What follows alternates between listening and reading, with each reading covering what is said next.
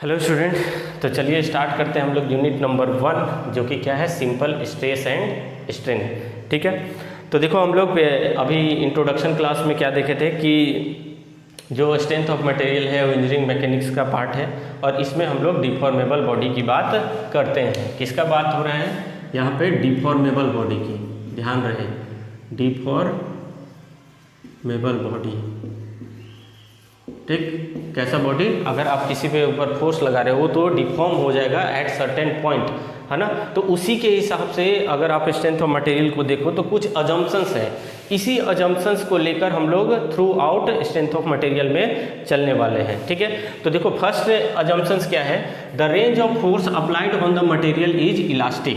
अगर आप किसी बॉडी के ऊपर फोर्स लगाते हैं तो देखो वो क्या होगा, अगर मान लीजिए ये स्पेसिमेन है, अगर आप इसके ऊपर फोर्स लगाएंगे तो वो कुछ सर्टेन पॉइंट तक इलोंगेट होगा और जैसे ही वहाँ से लोड को रिमूव कर देते हैं तो वो अपना ओरिजिनल पोजीशन गेन कर लेना चाहिए। ये बोलता है फर्स्ट अजम्पशंस कि for the range of force applied on the material is elastic, है ना, कि जैसे ही आपने लोड रिमूव किया तो जो इसका ओरिजिनल पोजीशन था यानी ओरिजिनल शेप एंड साइज था वो अपना ओरिजिनल शेप एंड साइज को रीगेन कर लेना चाहिए।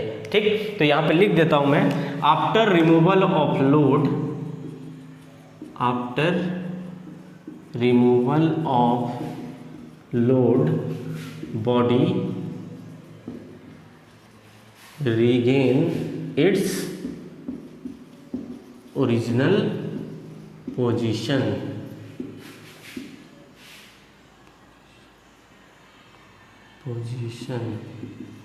ठीक है, या फिर इसको और क्या बोल सकते हो? ओरिजिनल शेप एंड साइज, है ना, जैसा पहले था वैसा ओरिजिनली रिगेन कर लेना चाहिए। तो ये पहला आपका अजम्पशंस है। क्लियर? मतलब कि उसका बिहेवियर कैसा होना चाहिए? इलास्टिक बिहेवियर होना चाहिए। जैसे आप लोग रबर वगैरह जनरल लाइफ में देखते हो तो जैसे इलोंगेट किए, ठीक, डिफॉर्म हो गया, जैसे ही छोड़ते हो तो क्या होता है? वो अपना ओरिजिनल पोजीशन गेन कर लेता है। तो सेम अजम्पशंस यहाँ पे भी पहला अजम्पशंस यही है कि वो कैसा मटेरियल होना चाहिए? इलास्टिक तक ही हम लोड अप्लाई करेंगे। ऐसा नहीं कि ये है बॉडी, यहाँ पे फोर्स लगाया, इतना इलोंगेट कर दिया कि अब वहाँ से जब रिमूव कर रहे हैं तो अपना ओरिजिनल पोजीशन जा ही नहीं पा रहा है ना, तो वो प्लास्टिक फिर हो जाएगा, प्लास्टिक बिहेवियर। तो सोम में हम लोग इलास्टिक तक ही पढ़ेंगे। ठीक है, दूसरा अजम्पशंस क्या है? Material is homogeneous. क्या होना चाहिए? होमोजीनियस होना चाहिए, यानी कि every particle of material possess identical mechanical properties. मान लीजिए कि ये आपका कोई मटेरियल है, ठीक, तो किसी भी पॉइंट पे अगर चेक करें 1 2 3 4 कहीं पे भी तो सेम मैकेनिकल प्रॉपर्टीज होनी चाहिए, है ना। यहाँ पे वैल्यू ई है तो यहाँ भी ई, यानी कि यंग्स मॉडुलस की वैल्यू हर एक पॉइंट पे क्या होनी चाहिए? सेम होना चाहिए, आइडेंटिकल होना चाहिए। ठीक, तो उस मटेरियल को हम लोग क्या बोलेंगे? होमोजीनियस मटेरियल, है ना। कि मान लो कोई भी बॉडी है, उसके ऊपर कहीं भी किसी भी पॉइंट पे चेक करेंगे तो सेम मैकेनिकल प्रॉपर्टीज होनी चाहिए, है ना, यानी यंग्स मॉडुलस ई की वैल्यू क्या होनी चाहिए? थ्रू आउट सेम होना चाहिए, उसको क्या बोलेंगे? होमोजीनियस। ठीक, थर्ड अजम्पशंस क्या बोलता है कि मैकेनिकल मटेरियल इज आइसोट्रॉपिक। क्या होना चाहिए? आइसोट्रॉपिक होना चाहिए। आइसोट्रॉपिक का मतलब क्या होता है? Material possess identical mechanical properties at any point in any direction. कि मान लीजिए कि ये आपका मटेरियल है, अगर मैं इस पॉइंट पे देखूं और इस डायरेक्शन में देखूं तो क्या होना चाहिए? ई आया। सपोज मैं इस पॉइंट को उठाया और इस पॉइंट पे अगर मैं इस डायरेक्शन में देखूं तो सपोज ई की वैल्यू कोई भी ई है, यंग्स मॉडुलस ई है। अगर मैं इसको इस डायरेक्शन में देखूं, इसी पॉइंट पे अलग पॉइंट पे डायरेक्शन में देखूं, तब भी क्या होना चाहिए? ई ही होना चाहिए। इधर भी क्या होना चाहिए? यानी कि सेम किसी भी पॉइंट पे, किसी पॉइंट, मान लो अगर दूसरा भी पॉइंट उठाऊं तो इधर भी यंग्स मॉडुलस ई की वैल्यू सेम, इधर भी सेम, इधर भी सेम। यानी कि कहने का मतलब है कि हर एक पॉइंट पे, हर एक डायरेक्शन में, मतलब कि किसी भी पॉइंट पे, किसी भी डायरेक्शन में मैकेनिकल प्रॉपर्टीज क्या होनी चाहिए? थ्रू आउट सेम होना चाहिए। उसी को बोलते हैं हम लोग आइसोट्रॉपिक मटेरियल। क्लियर? कि सेम पॉइंट पे, सेम कहने का मतलब अदर पॉइंट कहीं पे भी देख लो, यहाँ पे भी देखोगे तो किसी भी डायरेक्शन में देखेंगे, है ना, तो ई की वैल्यू क्या होनी चाहिए, सेम होना चाहिए। तो उसे मटेरियल को हम लोग क्या बोलते हैं, आइसोट्रॉपिक मटेरियल। अगर ऐसा नहीं होगा, सपोज अगर स्ट्रेंथ ऑफ मटेरियल में ऐसा नहीं होगा, तो तुम्हें क्या देखने को मिलेगा कि हर एक पॉइंट पे अलग अलग बिहेवियर होने लगा मटेरियल के। तो यानी कि कुछ पॉइंट पे थोड़ा इलोंगेशन हो रहा है, किस पॉइंट पे देखिए कि एकदम सडनली इलोंगेट हो गया, है ना। तो ऐसा बिहेवियर आ सकता है। इसीलिए हम लोग अजम्पशन पहले लेके चल रहे हैं कि थ्रू आउट मटेरियल का बिहेवियर कैसा होगा, सेम होना चाहिए। यानी कि होमोजीनियस होना चाहिए मटेरियल और आइसोट्रॉपिक होना चाहिए, और फोर्स उतना ही अप्लाई करना है ताकि जब हम फोर्स को रिमूव करें तो वो अपना ओरिजिनल पोजीशन गेन कर ले। तो ये 3 अजम्पशंस हैं स्ट्रेंथ ऑफ मटेरियल पढ़ने के लिए। अब हम लोग पढ़ेंगे इसके बाद स्ट्रेस, स्ट्रेन और types of stress, type of strain. ठीक है, तो चलिए इसको नोट कर लीजिए, फिर हम लोग आते हैं स्ट्रेस के ऊपर। हेलो स्टूडेंट, तो चलिए स्टार्ट करते हैं हम लोग। अभी अजम्पशंस देखे हम लोग, स्ट्रेंथ ऑफ मटेरियल का क्या अजम्पशंस होना चाहिए। अब मैं आपको थोड़ा सा नोमेनक्लेचर बताता हूँ कि किस टाइप के लोडिंग को क्या क्या चीज़ बोलेंगे, है ना। क्योंकि पहले से अगर आप लोग को नाम पता चल जाएगा तो आगे समझने में आसानी होगी। ठीक है, तो सपोज कि हमारे पास एक रॉड है, ठीक है, रॉड है, क्लियर। तो देखो, अगर इस रॉड को, ये आपके पास एक रॉड है, ठीक, सपोज इसका लेंथ L और इसका मैं क्रॉस सेक्शनल एरिया बात करूं तो इसका मान लो डायमीटर D है ना, डायमीटर D है। तो अब इस स्पेसिमेन को यानी कि रॉड को देखें, तो अगर मैं इस पे अब फोर्स लगाना स्टार्ट करूं, देखो अगर देखो फोर्स का डायरेक्शन चेंज हुआ तो वो अलग अलग डायरेक्शन में, मतलब कि अलग अलग नाम होंगे उसके, है ना। डायरेक्शन केवल चेंज करूंगा तो देखो अगर मैं इस पे पुल टाइप का फोर्स लगाता हूँ, कैसा फोर्स, पुल टाइप का, है ना। ये कैसा है, पुल टाइप का फोर्स है। तो इसका नाम क्या हो जाएगा कि अगर इसमें देखो जैसे आप पुल करोगे तो इसमें क्या आएगा, टेंशन आएगा, है ना। तो इसीलिए इसका नाम दिया गया कैसा, टेंसाइल। कैसा नाम दिया गया, टेंसाइल फोर्स। क्या बोला गया इसको, टेंसाइल फोर्स। अब इस टेंसाइल फोर्स के कारण इस पूरे बॉडी में क्या जनरेट होगा, स्ट्रेस जनरेट होगा। तो उस स्ट्रेस को बोलेंगे हम लोग क्या, टेंसाइल स्ट्रेस। बात समझ गए। जैसे अगर आपने किसी भी स्पेसिमेन के ऊपर ऐसे फोर्स लगाया तो कैसा टाइप है, पुल टाइप का फोर्स है। अब पुल टाइप के फोर्स के कारण को हम लोग क्या बोलते हैं, उसमें टेंशन जनरेट होगा, है ना। टेंशन से क्या हो, नाम आया, टेंसाइल फोर्स आया, है ना, टेंसाइल आया। और टेंसाइल, अगर इसमें जो इस टेंसाइल फोर्स के कारण जो स्ट्रेस जनरेट होगा उसको क्या बोलेंगे, टेंसाइल स्ट्रेस बोलेंगे। ठीक, इसको हम लोग अगर फोर्स की बात करोगे तो हम लोग इसको डिनोट करेंगे Ft से, टेंसाइल फोर्स।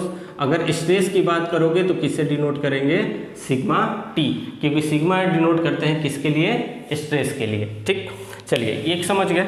अगर मान लो इसी स्पेसिमेन पे, है ना, दूसरा नंबर, यही आपका एक स्पेसिमेन है, इस पे मैं बस लोडिंग चेंज कर दूं। अब ये वही लेंथ L और डायमीटर D। अब इसका डायरेक्शन मैं कैसा कर देता हूँ, पुश। क्या हो जा रहा है, अब पुश हो रहा है, मतलब कि ऐसे हम लोग कंप्रेस कर रहे हैं। क्या कर रहे हैं, कंप्रेस कर रहे हैं। तो इस टाइप के नाम को क्या बोला गया, कैसा फोर्स है ये, कंप्रेसिव फोर्स। क्या बोलेंगे इसको, कंप्रेसिव फोर्स। और जो इसमें जनरेट होगा उसको क्या बोलेंगे, कंप्रेसिव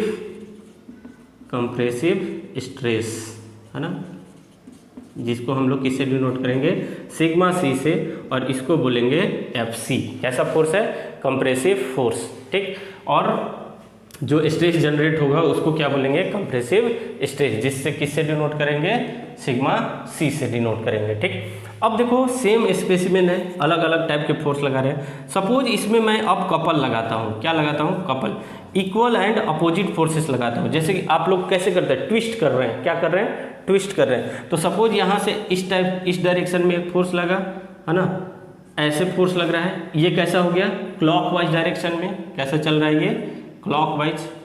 अब इस पे कैसा, अपोजिट, ये क्लॉक है तो ये कैसा, एंटी क्लॉकवाइज, मतलब ऐसे सपोज फोर्स लग रहा है, ऐसा, है ना, इस टाइप से फोर्स लग रहा है। तो इसको आप क्या कर रहे हो, ट्विस्ट कर रहे हो, है ना, क्या कर रहे हो, ट्विस्ट कर रहे हो, है ना। क्या कर रहे हैं हम लोग, इसको ट्विस्ट कर रहे हैं। तो जब ट्विस्ट करेंगे तो इसको बोलते हैं हम लोग टॉर्क। क्या बोलेंगे इसको, टॉर्क बोलेंगे। क्या बोलेंगे, टॉर्क। अगर कोई ऐसे एक क्लॉकवाइज एक एंटी क्लॉकवाइज डायरेक्शन में कोई भी फोर्स लगता है तो इसको क्या बोलते हैं, ट्विस्टिंग बोलते हैं। क्या बोलेंगे इसको, ट्विस्टिंग भी बोल दो, है ना, ट्विस्टिंग हो रहा है। और इसी को हम लोग क्या बोलते हैं, टॉर्क। और टॉर्क को किससे डिनोट करते हैं, टाउ से डिनोट कर लेंगे, है ना। शियर को भी टाउ से डिनोट करते हैं, ठीक। तो किससे, टाउ से डिनोट कर दिए। अब देखो चौथा, और क्या कर सकते हो कि अगर इसी मेंबर को दो सपोर्ट देके, है ना, मान लो ऐसे मैंने सपोर्ट दे दिया, दो सिंपली सपोर्टेड दे दिया, और इस मेंबर पे अगर मैं इस तरीके से सेंटर पे एक फोर्स लगाता हूँ तो ये क्या होने लगेगा, अगर मैं ये फोर्स इंक्रीज कर देता हूँ, बढ़ाता हूँ, तो जब तक ये सस्टेन करेगा तब तक तो ठीक है, और जब उसके बाद सस्टेन नहीं कर पाएगा तो इसके अंदर क्या होने लगेगा, बेंड होने लगेगा। क्या होगा, बेंडिंग आ जाएगी। क्या आएगी, बेंडिंग, है ना। तो इस टाइप को क्या बोलेंगे हम लोग, देखो जैसे मान लो यही स्पेसिमेन है, अगर आपको फोर्स लगाना होता है तो कैसे करते हैं, ऐसे फोर्स लगता है, इसको ऐसे, यानी एक इस डायरेक्शन में एक इस डायरेक्शन में, मतलब फोर्स कैसा लग रहा है, अगर आप ऊपर से लगाओगे तो जो रिएक्शन आएगा कुछ ऐसा आएगा, है ना, जो रिएक्शन आएगा इस तरीके का आएगा। तो इस टाइप को हम लोग क्या बोलेंगे, बेंडिंग बोलेंगे। क्या बोलेंगे इसको, बेंडिंग बोलेंगे, है ना। कैसा लग रहा है, बेंडिंग। तो इसी में दो टाइप से आता है, एक शियर फोर्स आता है, एक बेंडिंग आता है ना।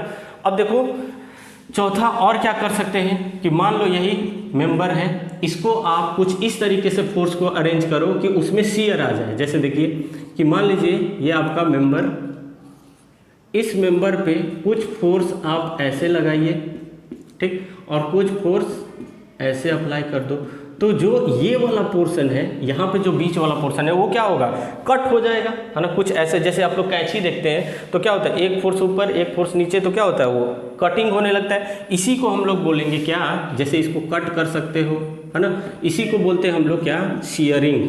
क्या बोलेंगे, शियरिंग, ठीक। नाम समझ के सबको, शियर को भी हम लोग टाउ से ही डिनोट करेंगे, ठीक है, शियर। अब देखो क्या क्या, उसको टेंजेंशियल स्ट्रेस भी बोलते हैं हम लोग, तो अभी और आगे समझ में आएगा, पहले नाम समझ लीजिए। अगर आपको फोर्स लगा है टेंशन टाइप का तो उसमें टेंसाइल स्ट्रेस जनरेट होगा। कंप्रेसिव है, एफसी से डिनोट करेंगे, कंप्रेसिव स्ट्रेस। ट्विस्टिंग है तो टॉर्क जनरेट होगा, ये क्या है आपका, बेंडिंग है, और ये है आपका शियरिंग। मतलब अलग अलग टाइप से, देखो मैंने अभी फोर्स लगाया, केवल फोर्स का डायरेक्शन चेंज हुआ है ना। अब फोर्स के डायरेक्शन से अलग अलग टाइप के स्ट्रेस जनरेट हो रहे हैं, है ना। Different type of force apply किया और डिफरेंट टाइप से स्ट्रेस जनरेट हो रहा है, ठीक है ना। तो यही पूरा आपका यूनिट है ना, कि अगर हम लोग को फोर्स का डायरेक्शन चेंज करना है और उसमें जिस टाइप का स्ट्रेस जनरेट होगा वो चीज़ हमें यहाँ पे देखना है, ठीक है। तो चलिए स्टार्ट करते हैं फर्स्ट वन, स्ट्रेस से। तब तक इसको आप लोग नोट करें। चलिए अब समझते हैं हम लोग स्ट्रेस और स्ट्रेन क्या होते हैं, है ना। बेसिक से समझना है। देखो सपोज हमारे पास एक स्पेसिमेन है, ठीक, कोई भी मटेरियल है, क्लियर। ये आपके पास एक मटेरियल है जिसका क्रॉस सेक्शनल एरिया, जैसे मान लो यहाँ से लेंथ है कितना, L है, और ये जो क्रॉस सेक्शनल एरिया A है, और ये डायमीटर कितना है, D है, क्लियर। इतना चीज़ है। अब सपोज हम इस पे फोर्स लगा रहे हैं, और किस टाइप का फोर्स, टेंसाइल फोर्स की बात कर रहे हैं अभी। कैसा फोर्स लग रहा है, tensile force, clear.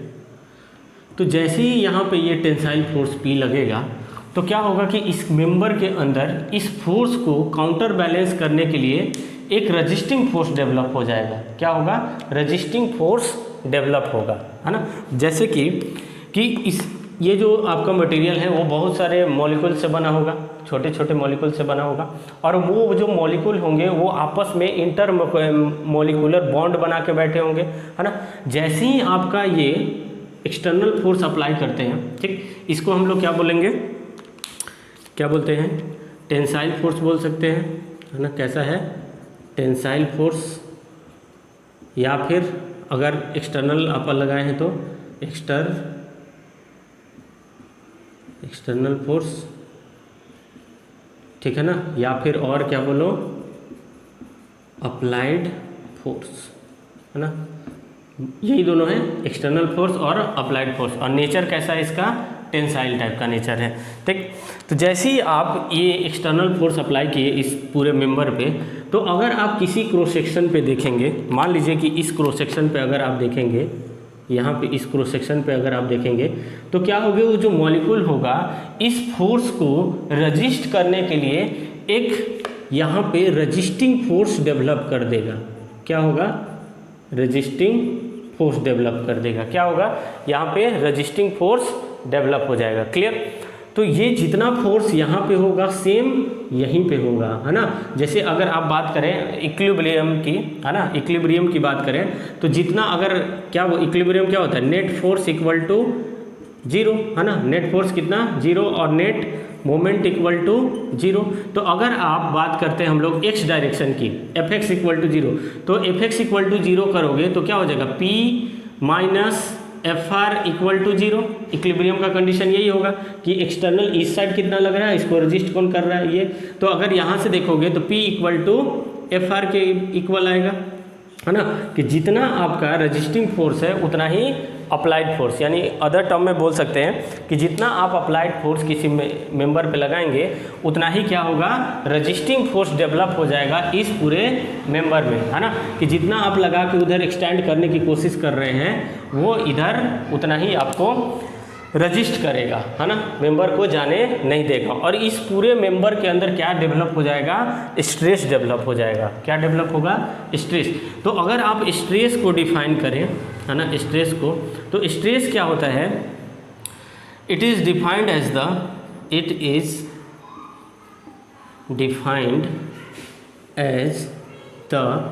Resisting force per unit area, है ना। क्या है, it is defined as the ratio of, यहाँ लिखना था, it is defined as the ratio of resisting force per unit area. क्या है, resisting force per unit area. तो देखो स्ट्रेस को हम लोग किससे डिनोट करेंगे, सिग्मा से। ठीक, तो सिग्मा क्या हो जाएगा, रजिस्टिंग फोर्स। तो देखो रजिस्टिंग फोर्स यानी कि एफ आर पर यूनिट एरिया, यहाँ का क्रॉस सेक्शनल एरिया कितना है, ए, है ना, एफ आर अपॉन ए। अब सिमिलरली अगर यहाँ से स्ट्रेस और लिखने जाओ तो क्या हो जाएगा, एफ आर किसके बराबर है, पी के बराबर, तो पी अपॉन ए, है ना। तो अप्लाइड ये भी बोल सकते हो कि ये क्या है, applied force per unit area, है ना। लेकिन ओरिजिनली किसका है, ये कौन सा फोर्स है, रजिस्टिंग फोर्स, समझ ही गया हो कौन सा है, रजिस्टिंग फोर्स है ना। तो दोनों बोल सकते हैं हम लोग। इक्विलिब्रियम के कंडीशन से देखें तो जितना अप्लाइड है उतना रजिस्टिंग है, ये इक्वल टू आ गया था। ठीक, तो रजिस्टिंग फोर्स भी बोलते हैं रजिस्टिंग फोर्स, लेकिन आप लोग को डेफिनेशन में क्या लिखना है, resisting force per unit area. Clear. तो ये हो गया आपका स्ट्रेस। अगर इसका यूनिट देखें तो यूनिट देखो कितना हो जाएगा, फोर्स के लिए क्या लिखोगे, न्यूटन, है ना, न्यूटन, पर एरिया के लिए मीटर स्क्वायर, है ना, एरिया के लिए मीटर, तो यूनिट क्या बन गया, न्यूटन पर मीटर स्क्वायर। ठीक, अगर और यूनिट देखें हम यहाँ से स्ट्रेस के लिए, स्ट्रेस का यूनिट, तो स्ट्रेस क्या होता है, फोर्स अपॉन एरिया, ये क्या हुआ, न्यूटन पर मीटर स्क्वायर। ठीक, इसी को हम लोग बोलते हैं पास्कल। क्या बोलेंगे, पास्कल। या फिर इसको और दूसरे टर्म में लिखा जाए, अगर आप बात करें इसको केजी में लिखो, है ना, कितना, तो यहाँ पे और क्या लिख सकते हो, 1 newton per metre square equal to pascal, है ना। तो अगर यहाँ पे 1 kilo newton per metre square लिखे तो क्या हो जाएगा, किलो पास्कल, है ना। और क्या mm में लिखना चाहोगे तो अगर न्यूटन पर mm स्क्वायर लिखोगे तो क्या हो जाएगा, देखो न्यूटन पर mm स्क्वायर, mm स्क्वायर को क्या लिख सकते हैं, न्यूटन में mm में कन्वर्ट करोगे तो कितना हो जाएगा, 10⁻3, 10⁻−3, और किस में चला जाएगा, मीटर स्क्वायर, है ना। और 10⁻3 का स्क्वायर कर देंगे तो क्या हो जाएगा, न्यूटन पर कितना हो जाएगा, 10⁻6 मीटर स्क्वायर। क्लियर। और इसको अगर ऊपर कर दोगे तो क्या हो जाएगा, 10⁻6 न्यूटन पर मीटर स्क्वायर, और 10⁻6 किसके बराबर, मेगा पास्कल, है ना। मेगा और न्यूटन पर मीटर स्क्वायर को क्या लिखते हैं, पास्कल। तो क्या हो गया 1 मेगा पास्कल कितने के बराबर, यानी कि बोल सकते हो, यहाँ लिखूँ, यहाँ लिख देता हूँ, ठीक। तो यानी कि 1 न्यूटन पर mm स्क्वायर को आप क्या लिख सकते हैं, मेगा पास्कल भी लिख सकते हैं, है ना। क्या लिख सकते हैं, मेगा पास्कल, ठीक। तो ये सब इसके अलग अलग यूनिट हैं। आप ऐसे गीगा पास्कल अगर लिखना हो तो कितना हो जाएगा, 10⁹ न्यूटन पर मीटर स्क्वायर को क्या लिख सकते हैं, गीगा पास्कल, है ना। तो ये सब क्या है, कन्वर्जन है, यूनिट का कन्वर्जन अलग अलग टाइप से हम लोग देख सकते हैं। 6 का मतलब मेगा पास्कल, ठीक। ये चीज़ ध्यान रखना कि 1 न्यूटन पर mm स्क्वायर इक्वल टू कितना है, पास्कल के बराबर, ठीक है। किलो में करना होगा तो 1 kg kilo newton per metre square तो किलो पास्कल, है ना। इसको अगर mm से कन्वर्ट करना होगा किस में, अगर mm को पास्कल में कन्वर्ट करना है तो किसके बराबर हो जाता है, मेगा पास्कल के बराबर, ठीक। तो ये सब न्यूमेरिकल में हमें काम आएगा, क्लियर। तो चलिए इसको नोट कर लीजिए। अब हम देखते हैं स्ट्रेन क्या होता है, ठीक। हो गया होगा, सही चल रहा है, ओके। चलो ये तो हुआ स्ट्रेस क्या होता है। अब देखते हैं हम लोग स्ट्रेन। यूनिट कन्वर्जन थोड़ा ध्यान रखना है जब हम लोग न्यूमेरिकल करेंगे। मेन चीज़ ध्यान रखना, Newton per metre square pascal के किलो में होगा, मेगा में होगा, गीगा में होगा, है ना, यही सब होगा और क्या, ठीक।